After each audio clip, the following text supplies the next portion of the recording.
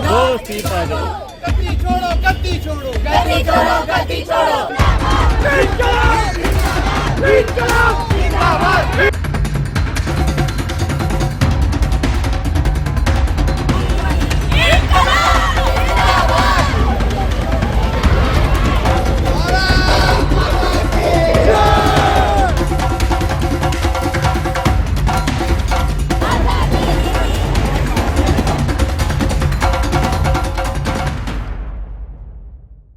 दिल्लीत सुरू असलेल्या जंतर मंतर आंदोलनाचा आजचा 26वा दिवस आहे आणि याचे पडसाद आता बेळगावात उमटताना पाहायला मिळतात। त्याचबरोबर संपूर्ण देशातही उमटत आहेत। आता आपण आहोत बेळगावच्या चन्नम्मा सर्कल परिसरामध्ये। आपण एकंदरच हे सध्या चित्र पाहतोय।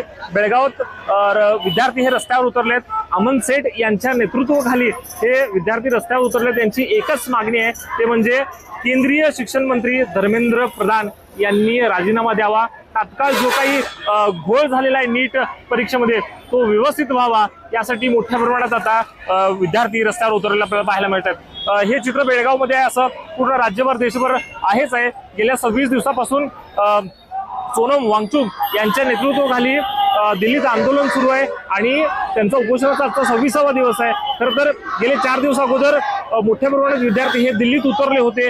दिल्लीत उतरून आंदोलन केलं आणि त्यानंतर काही काळ तणावाचं वातावरण झाल्यानंतर पोलिसांनी लाठीचार्ज केला। याचाच मुद्दा घेऊन विरोधी पक्षनेते संपूर्ण आज रस्त्यावर उतरले आपल्याला पाहायला मिळतात। त्यानंतर मोठ्या प्रमाणात विद्यार्थ्यांना लाठीचार्ज झाला आणि या लाठीचार्जचा पडसाद कुठेतरी आता बेळगावात उमटताना आपल्याला पाहायला मिळतात। आपण पाहतोय इन्क्लाब जिंदाबाद असं नारे देताना आपल्याला पाहायला मिळत आहेत। सत्ताधारी जे कोणी मंत्री आहेत त्यांच्या नावाने घोषणा होताना आपल्याला पाहायला मिळते आणि लवकरात लवकर जो काही घोळ झालाय तो पूर्णपणे थांबवा असं आव्हान या विद्यार्थ्यांना होताना पाहिलं। आता आपण जे चित्र पाहतोय चन्नम्मा सर्कल परिसरातल्या कन्नड साहित्य भवन मधून हे विद्यार्थी आता बाहेर पडतायत। आपण पाहतोय मोठ्या प्रमाणात विद्यार्थी रस्त्यावर उतरलेत। इन्क्लाब जिंदाबादचे नारे होताना पाहायला मिळत आहेत। केंद्रीय प्रधानमंत्री केंद्रीय जे शिक्षण मंत्री आहेत जे धर्मेंद्र प्रधान यांचा राजीनामा घ्यावा, त्यांनी तात्काळ आपल्या मंत्रिपदाचा राजीनामा द्यावा आणि जे काही घोळ झालेला आहे मोठ्या प्रमाणात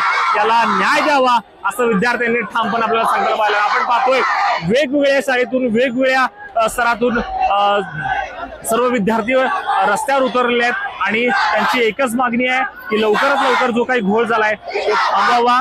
मोदी सरकारच्या विरोधात हे मोठ्या प्रमाणे रस्त्यावर उतरलेले आपल्याला पाहायला मिळतं। आपण दुसऱ्या साईडला माझे सहकारी निलेश मोरे यांना सांगू इच्छितो की दुसऱ्या साईडला जे आपण पाहतोय मोठ्या प्रमाणात रस्त्यावर उतरलेले आहेत। आता आपण पाहतोय ज्या जिल्हाधिकारी कार्यालयापर्यंत हा मोर्चा जाणार आहे। जिल्हाधिकारी मोहम्मद रोशन यांना हे निवेदन देणार आहे आणि हा जो रोष आहे आपण पाहतोय रस्त्यावर उतरलेला आहे विद्यार्थ्यांचा रोष आहे जो गेले 26 दिवस झाले सोनम वांगचुक यांच्या नेतृत्वाखाली हे आंदोलन सुरू आहे आणि याचा पडसाद आता बेळगावात उमटताना आपल्याला पाहायला मिळत आहे।